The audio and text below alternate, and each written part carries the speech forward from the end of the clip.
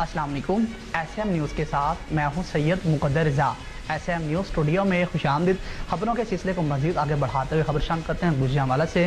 गुजरांवाला में लड़की को अगवा कर लिया गया है और ये वाक़या थाना सेवा लाइन के इलाका सुई गैस रोड पे पेश आया है, जहां पर मुलज़म उमर भट्ट ने लड़की को अगवा किया कि जिसका मुकदमा पुलिस ने दर्ज तो किया। ख्वाजा अमीन घर वालों के साथ मुकदमे की पैरवी करने लगा कि जिस पदाश में मोटरसाइकिल सवार मुलज़म ने नौजवान पर फायरिंग कर दी और फायरिंग की फुटेज SM न्यूज़ ने मसूल कर ली है। फुटेज में वाज़ह तौर पर देखा जा सकता है कि मुतासरा नौजवान ख्वाजा अमीन फायरिंग होने पर गिरता है। मुलज़िम उमर भट्ट फिर से फायरिंग करता है लेकिन अमीन बचकर भाग निकलता है। पुलिस ने CCTV देखकर मुकदमा दर्ज कर दिया। मुलज़िम अभी तक गिरफ्तार ना हो सका। मुलज़िम उमर भट्ट पे लड़की अगवा करने का मुकदमा दर्ज है कि जिसमें ज़ख्मी अमीर पैरवी करता है।